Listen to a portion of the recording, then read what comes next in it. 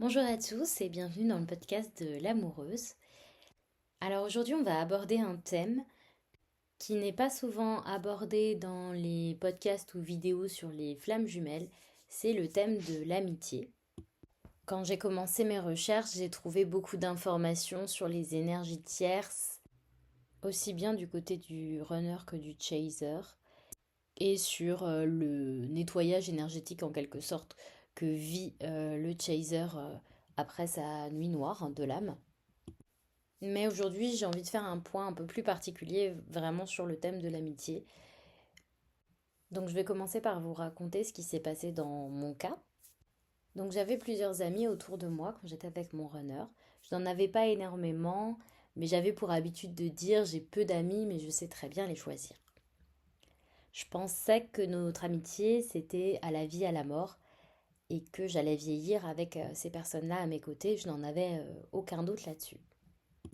Enfin, quand je dis aucun doute, il faut savoir que les premières turbulences sont apparues quand j'étais encore en couple avec mon runner, puisqu'il y a eu déjà de la distance, j'ai pris mes distances, parce que tout simplement je voulais passer plus de temps avec mon runner. Et puis c'est comme si lui m'avait ouvert les yeux sur des petites choses que je ne voyais pas au quotidien. Alors quand je dis qu'il m'a ouvert les yeux, il n'a jamais rien dit de négatif. C'est plutôt moi qui ai pris conscience d'un certain nombre de choses. Et puis pendant la phase d'avant-séparation d'avec mon runner dont je vous ai parlé l'autre fois, c'était la période durant laquelle nous étions séparés géographiquement, mais nous étions toujours en couple. J'ai commencé à me poser beaucoup de questions sur mes amitiés à ce moment-là. J'avais donc pour projet de rejoindre mon runner et je commençais à me demander si ces amitiés-là allaient survivre à la distance, si ces amis allaient trouver du temps pour moi une fois qu'on ne se verrait plus tous les jours. Ensuite est venue la séparation avec mon runner, durant laquelle je me suis dit que ça allait se passer comme dans toute séparation, que j'allais pouvoir compter sur mes amis et m'appuyer énormément sur elles. Et étrangement, ce n'est pas ce que j'ai fait. Alors comme d'autres chasers peut-être, rapidement après ma séparation, je suis rentrée dans ma nuit noire de l'âme, où je me suis véritablement effondrée.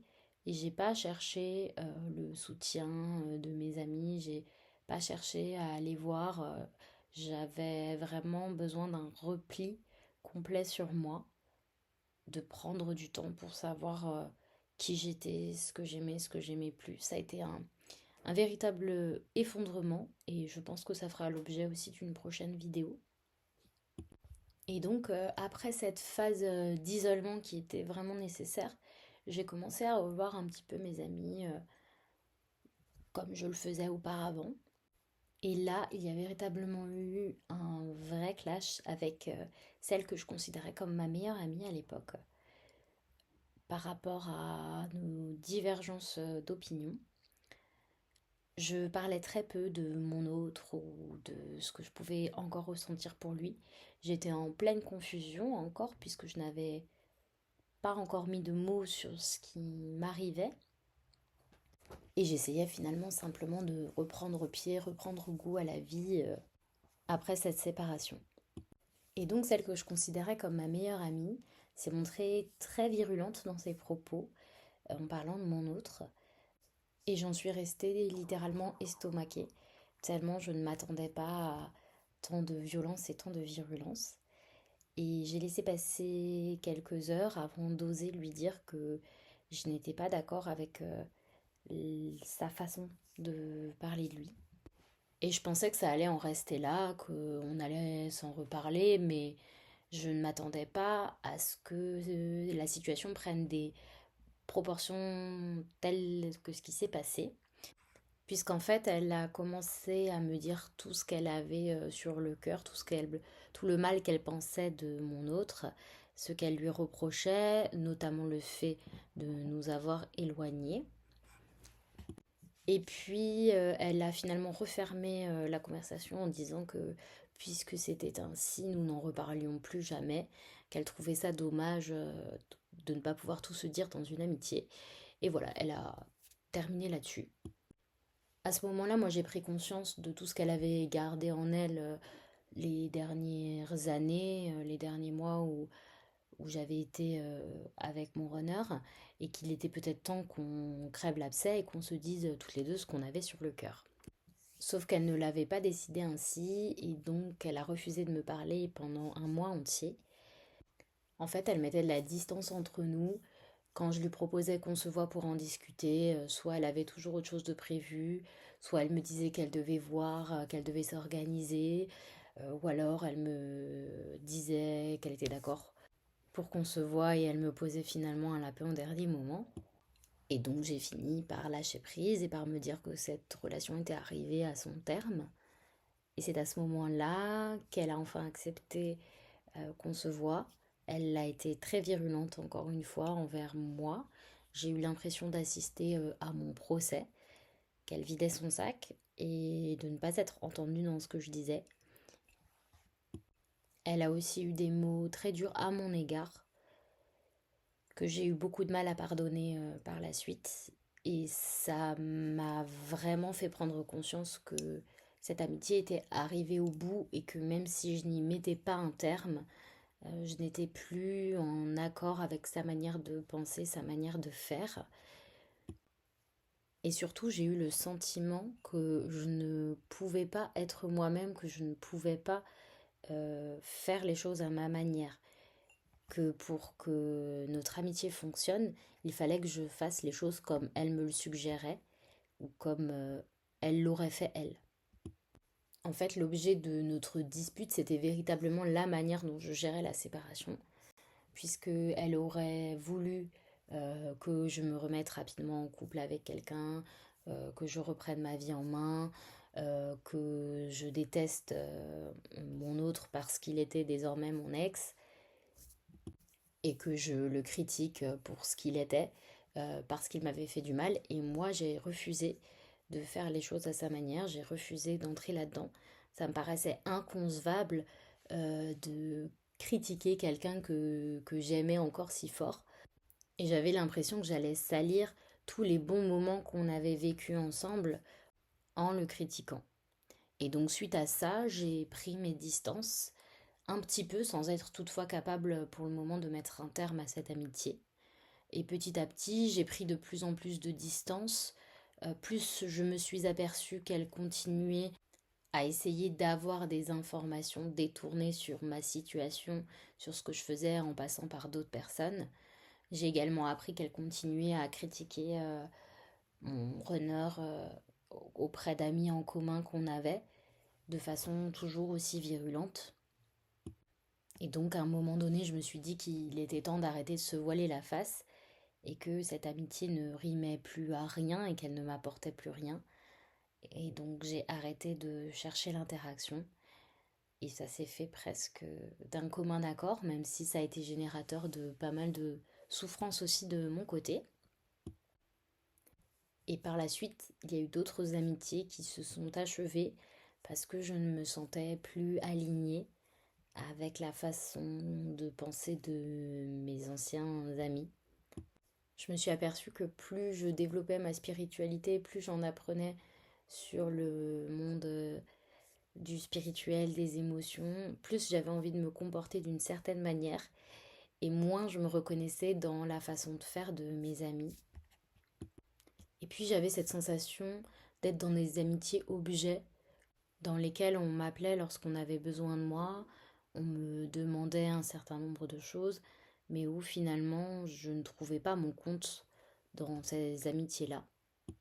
Je ne me sentais plus écoutée et je n'avais plus envie de partager ni ce qui allait pas, ni ce qui allait, parce que j'avais cette sensation que même lorsque je racontais un événement super joyeux qui m'était arrivé, euh, mes amis avaient l'air contents sur le moment, mais ne m'en reparlaient plus jamais, ne me posaient jamais de questions par rapport à ça, et en somme finalement ne s'intéressaient pas vraiment à ce que je vivais.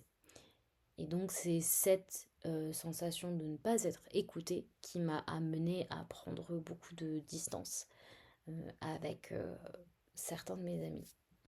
Et donc aujourd'hui j'avais envie de parler de ce sujet parce que ça m'a permis de nombreuses prises de conscience tout simplement. Chaque événement que j'ai vécu avec mes amis m'a fait retrouver des mémoires du passé, de certaines blessures que je portais en moi et que je n'avais pas libérées, comme les blessures de rejet, de trahison, d'humiliation ou autres. Et à partir de là, j'ai pu faire le travail nécessaire pour me libérer de ces émotions-là qui étaient restées enfouies en moi et ne plus reproduire les mêmes schémas à l'avenir.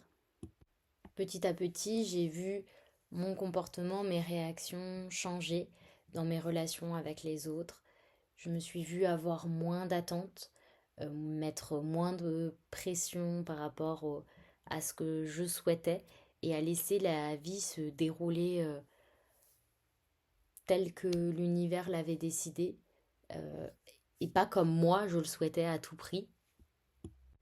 Et puis la question de l'amitié, elle est très importante aussi parce qu'on attend de nous d'être alignés avec notre âme, qui l'on est vraiment, ce que l'on souhaite. On nous demande d'être dans l'amour inconditionnel, pas seulement de notre autre, mais avant tout de nous-mêmes.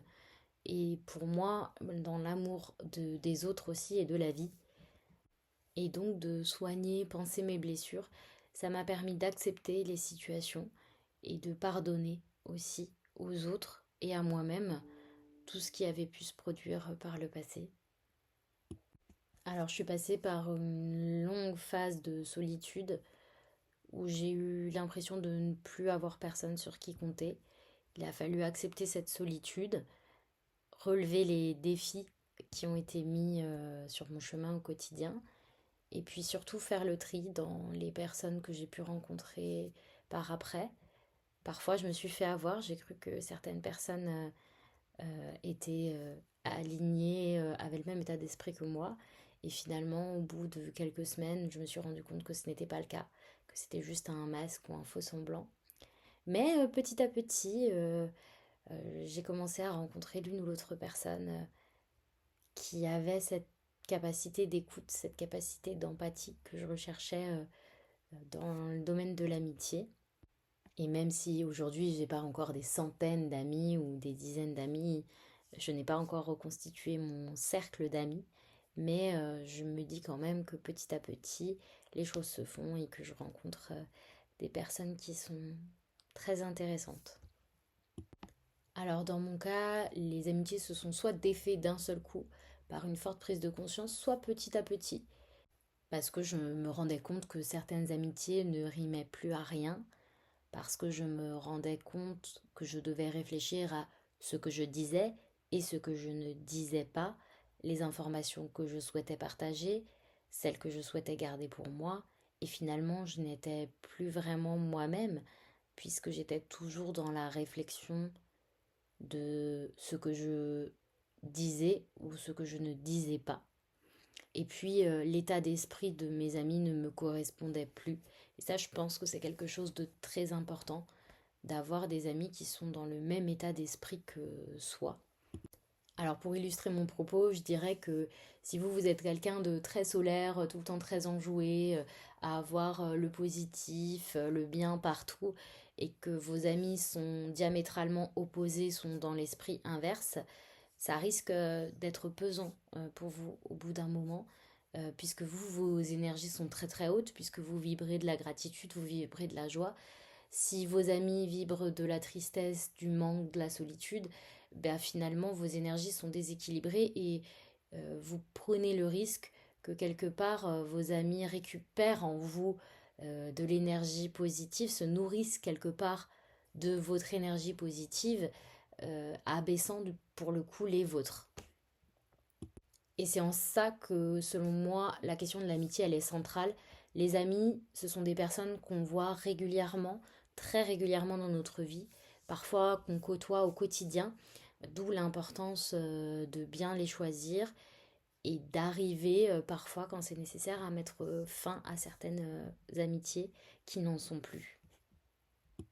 Et puis je pense aussi à toutes ces personnes qui entrent dans leur nuit noire de l'âme ou qui vont y entrer et qui n'auront peut-être pas le soutien nécessaire pour avancer, puisque c'est une période quand même relativement difficile à traverser. Pour ma part, j'ai eu la chance d'avoir le soutien de mon noyau familial très proche, mais je sais que beaucoup de personnes traversent cette période dans la plus grande solitude. Je sais aussi que parfois on entend des conseils de personnes qu'on croit être nos amis et qui finalement ne sont pas forcément des conseils judicieux. Alors ce que je vais dire, ça va sembler bateau peut-être comme conseil, mais j'ai envie de vous dire, commencez par croire en vous. C'est la clé. Vous seul savez ce qui est juste pour vous et ce qui ne l'est pas. Parfois, certains discours vous parlent, résonnent en vous. Ben, faites-vous confiance. C'est que c'est votre vérité. Et il n'y a plus, pas une seule vérité. Il y a la vérité de chacun. Et ce n'est pas parce que vous pensez A et que quelqu'un d'autre pense B que l'un a raison et que l'autre a tort. Chacun peut avoir sa propre vérité ou sa propre part de vérité. Donc si quelque chose vous semble juste, si quelque chose vous parle, eh bien croyez en vous, c'est que c'est votre voie, c'est que c'est votre chemin. Deuxième chose fondamentale que ces amitiés trompées m'ont appris, c'est de toujours écouter comment les autres parlent de leurs amis ou des gens qu'ils côtoient. C'est une des plus grandes leçons que j'ai apprises, tout simplement parce qu'elle s'est retournée contre moi. Alors bien sûr, il nous arrive à tous, à un moment donné, peut-être d'être énervé, fâché contre quelqu'un et d'avoir besoin de râler, de déposer un certain nombre de choses qui ne nous conviennent pas dans une relation avec une personne. Mais si vos amis ont ce type de discours au quotidien, que vous les entendez régulièrement mal parler, critiquer des personnes de leur entourage, proches ou moins proches, eh bien, qu'est-ce qui vous garantit qu'ils ne parlent pas aussi de vous de cette façon? Et bien souvent, c'est le cas. Alors, parfois, ce n'est pas le cas au moment précis de la conversation. Peut-être qu'ils vont parler mal de vous dans votre dos, ou peut-être que ça se fera tout simplement au moment de la rupture amicale, tout simplement. Et cette leçon est l'une des plus belles que j'ai appris parce qu'elle m'aide désormais à savoir qui j'ai en face de moi. Elle m'aide désormais à me rendre compte si la personne que j'ai en face de moi a le même état d'esprit que moi et si j'ai envie d'être amie avec cette personne ou non. Et puis finalement, ces expériences d'amitié qui se terminent, ça m'a également appris à être moi-même une meilleure amie, à me rendre compte que je n'étais pas toujours dans l'écoute, pas toujours dans l'écoute active et empathique, que moi aussi j'avais parfois tendance à juger, même souvent, et à m'interroger sur la personne que j'avais envie d'être. Et donc petit à petit, expérience après expérience, eh bien j'apprends à essayer de faire différemment, à être plus attentive, à écouter vraiment, à ne plus dire de choses qui vont à l'encontre de ce que je pense, à ne plus aller dans le sens de mes amis par peur d'être rejetée, ou à ne pas dire ce que je pense par peur d'être rejetée. J'ai également appris à respecter ma propre opinion, à accepter que parfois on peut ne pas avoir la même opinion que ses amis et qu'il n'y a pas qu'une seule vérité et qu'il ne s'agit pas de savoir qui a raison et qui a tort, mais simplement d'être capable d'écouter les points de vue des uns et des autres et d'accepter qu'on a tous des avis différents, qu'on a tous des expériences de vie différentes et que finalement les conseils qu'on va donner ou qu'on va recevoir, ce sont toujours les reflets d'une expérience qu'on a vécue mais que cette expérience, elle est propre à chacun. Et c'est pour ça que ces conseils ne peuvent pas s'appliquer à d'autres personnes. Donc plutôt que de donner des conseils, peut-être que parfois on devrait simplement demander à l'autre personne ce qu'elle attend de cette conversation avec nous, ce dont elle a besoin. Parfois, certains ont besoin d'un partage d'expérience, auquel cas on peut partager notre expérience, mais ne pas imposer de conseils qui ne seront pas forcément appropriés. Ce n'est pas parce que vous avez moins d'expérience dans un domaine que votre avis ou vos conseils ou votre opinion sont moins valables que ceux des autres. Ce n'est pas l'expérience qui fait la vérité.